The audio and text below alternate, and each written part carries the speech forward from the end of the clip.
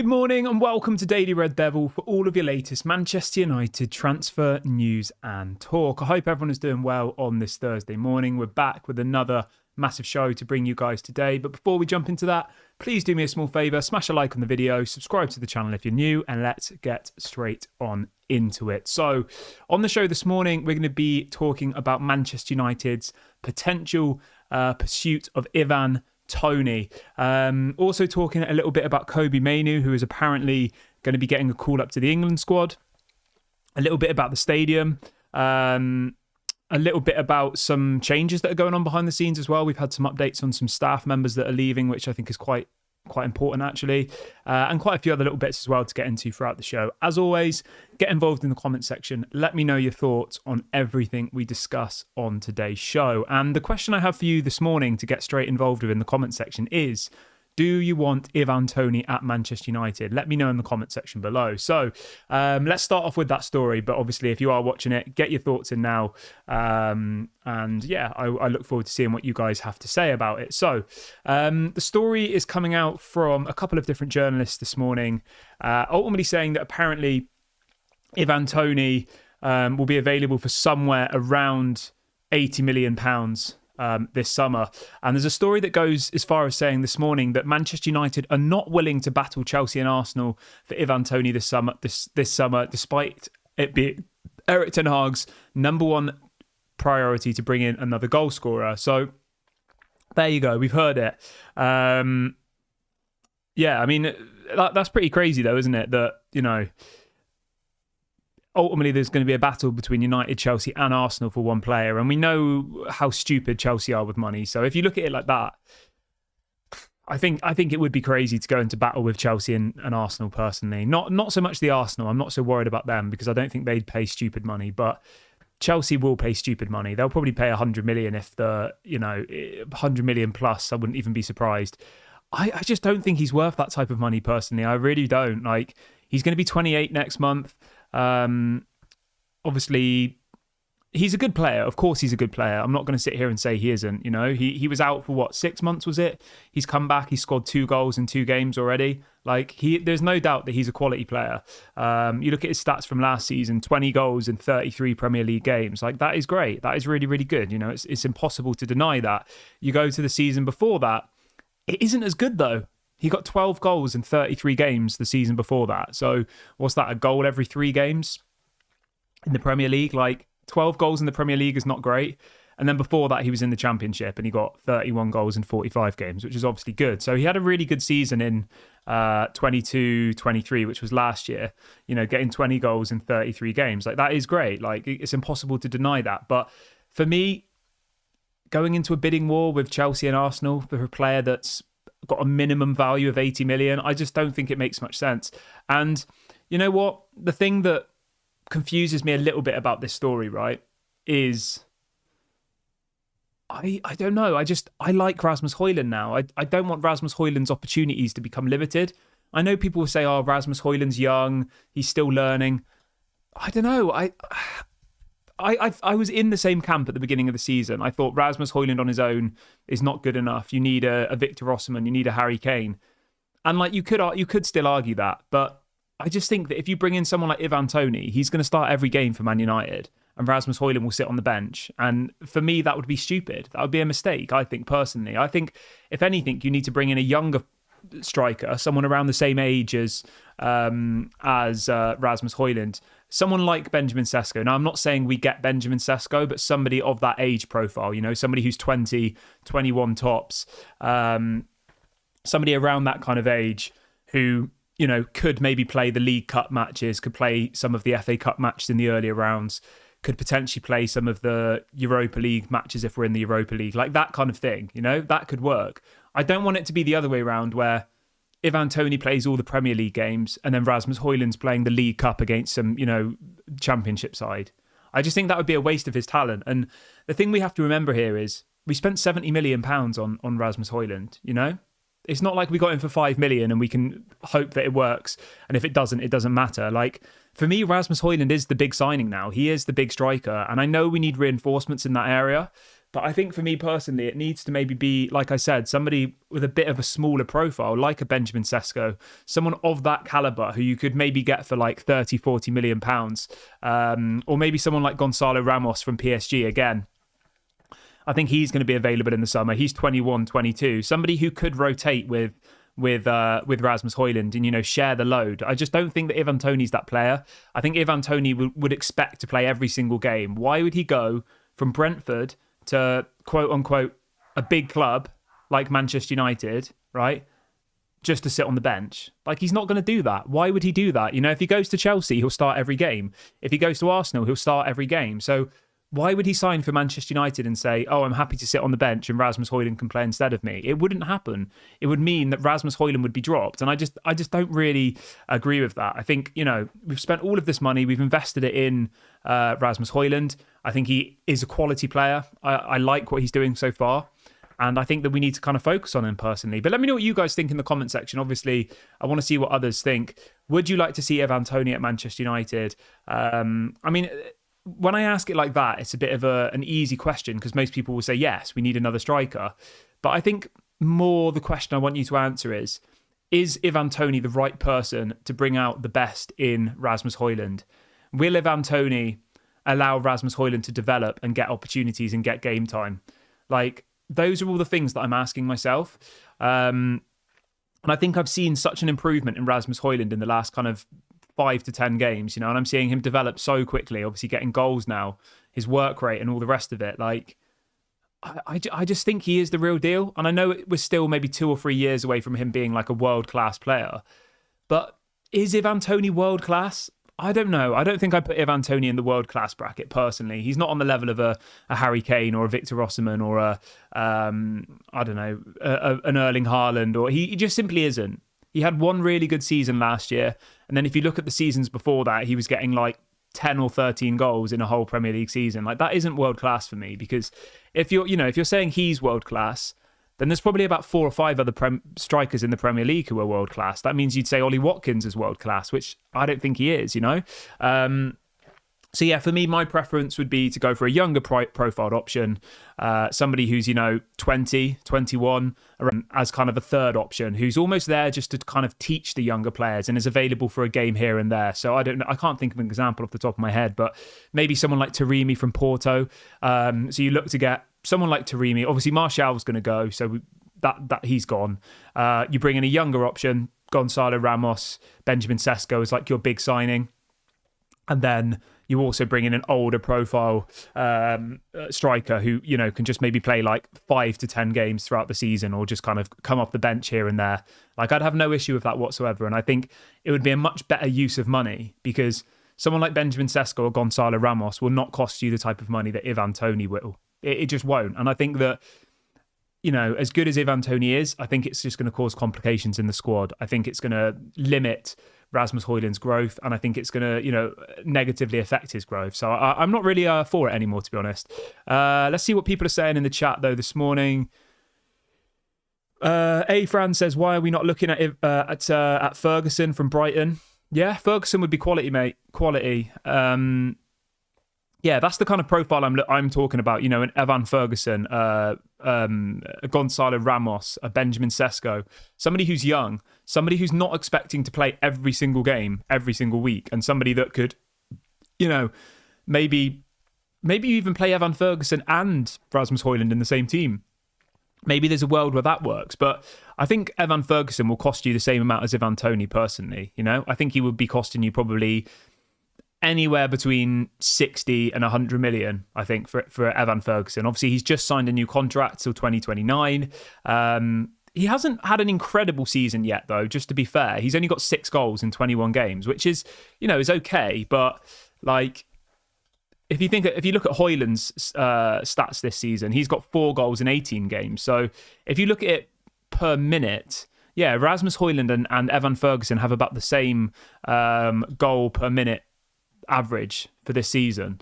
And I guess, what did we pay for him? £65 million. So somewhere around that kind of fee, I think, would be, reasonable. But obviously Brighton are going to want probably 100.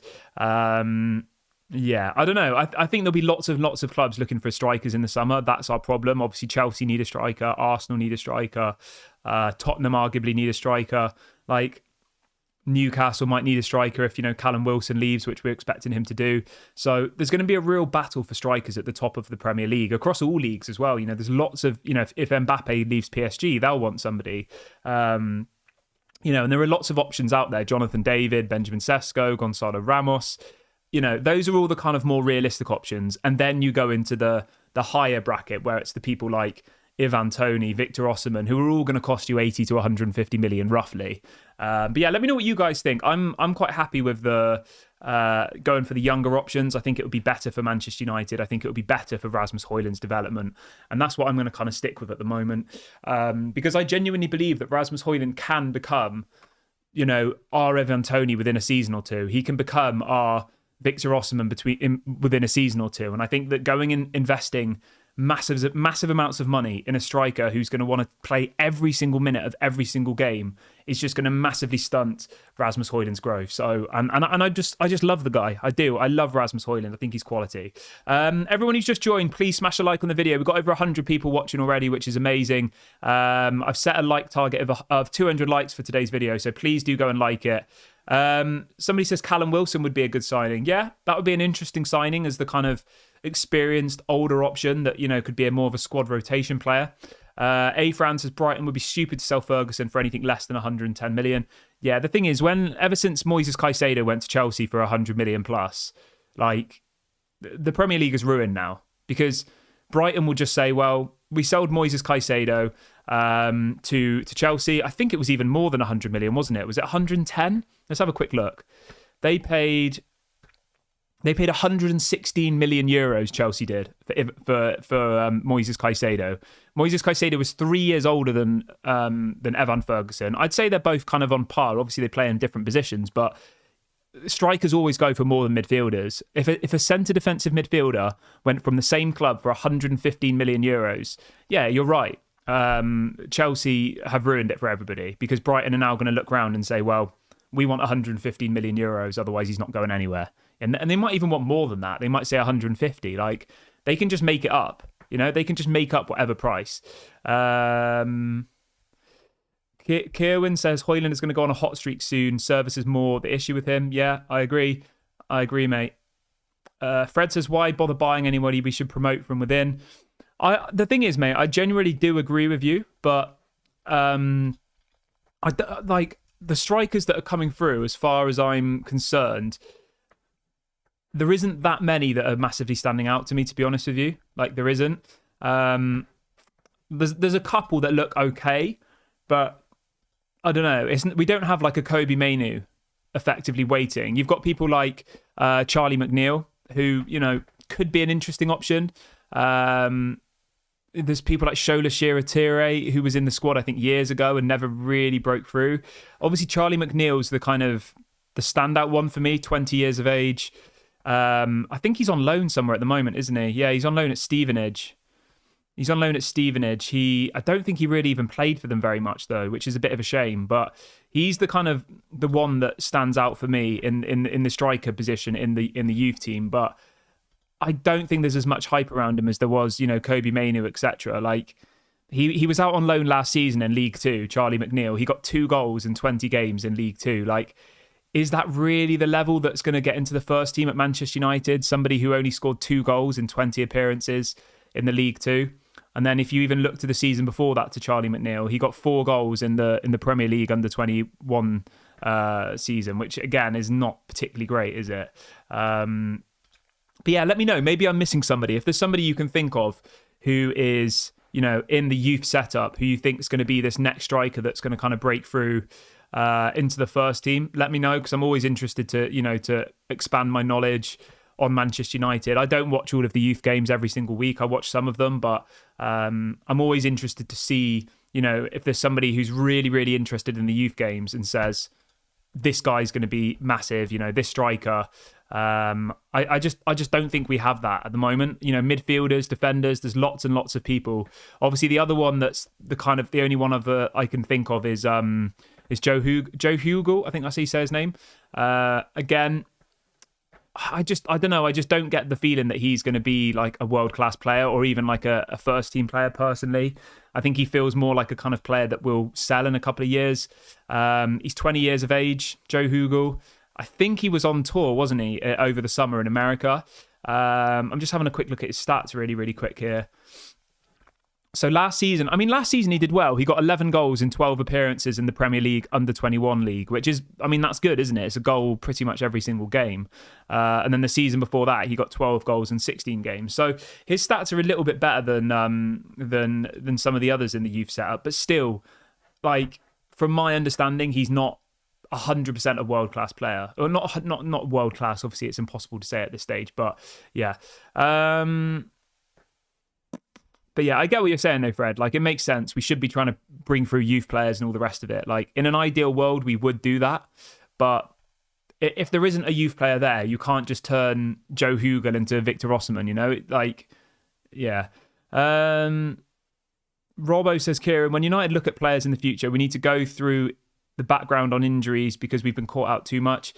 I said this on a show a couple of days ago and people were trying to say that, I'm saying certain players are injury prone, but something weird happens because Lisandro Martinez, right, in his whole career before Man United, barely had any injuries.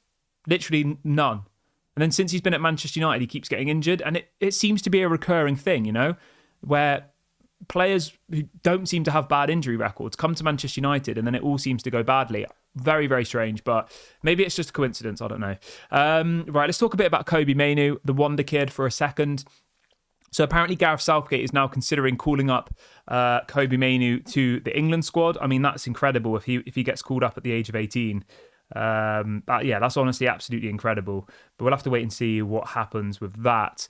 Also, for anybody who missed it, we will be playing Nottingham Forest in the 5th round of the FA Cup. They beat Bristol City last night. Nottingham Forest away from home. I mean, we should beat them. Like, I know we lost to them earlier on in the season, but that was when we were in awful form. I think we can beat... I mean, I don't want to, obviously, I don't want to jinx it, but we should be able to comfortably beat Nottingham Forest, I think. The FA Cup's our only hope of winning a trophy, and I would be disappointed. I would now be disappointed if we didn't beat Nottingham Forest to go through to the next round. So I think that game's in a couple of weeks' time. But yeah, let me know what you think, guys. Do you think we'll beat... Nottingham Forest? Let me know.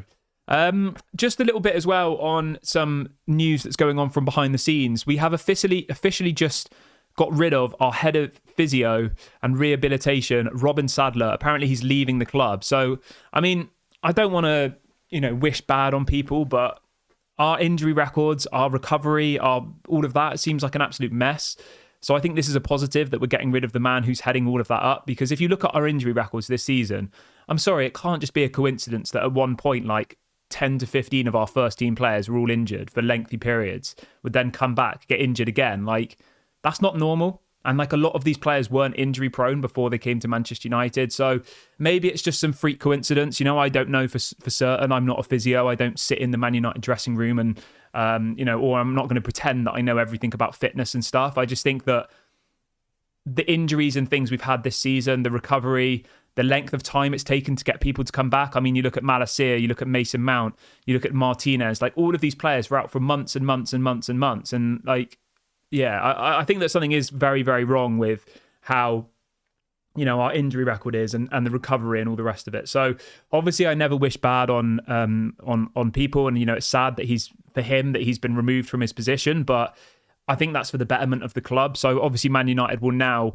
look to employ a new head of physiotherapy. And I know some people will say, oh, I don't care, just tell me that we're signing Victor Osimhen. But like, I know some people only watch the channel for that type of content, but I actually think little details like this are actually in some ways more important than you spending 150 million on a striker. I know that might sound a bit stupid, but like, they are equally as important, because you could have this world-class team, but if the people who are managing them, I'm not talking about Erik ten Hag, I'm talking about the physios, I'm talking about the nutrition people and all of these things. Like, they're the most important things. Like, for anybody who, as an example, for anybody who is interested in like going to the gym or bodybuilding, anything like that, right?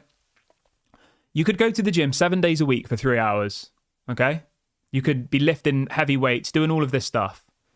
But if you're not eating correctly, you're not sleeping correctly, you're not doing all of the other bits, you won't see any progress. And it's the same with football. It's it's they're athletes, it's sport, and they go to the gym and all the rest of it. And I think that from my understanding of looking from the outside in, we are so far behind all of these other clubs in relation to, their nutrition. We saw Cristiano Ronaldo come to the club, and there was all of these kind of stories coming out that he was stopping all the players from having desserts and stuff, which sounds a little bit extreme and a little bit stupid, but you get where I'm going with this. I think he said that, it was the same chefs that were here 10 or 15 years ago, that nothing had changed. And again, I'm not saying go out and sack every, honest person who works for Man United. I'm just saying that we should be moving with the times. And some of our players do look a little bit overweight sometimes. So many players have come to Man United, and then like 6 months later, you look at them and you think like they've definitely put on a bit of weight. And it's not muscle. It's like they look a bit fat. Not fat, that's the wrong word. They look a bit overweight. Let's just say that. But so I think this is a massive important thing. But I'm going to wrap the video up here, guys. I will be back at 6 p.m. for the evening show. I hope everyone has a great day. Please do me a small favour and smash a like on the video before you go. Let's try and see 200 likes on this morning's video.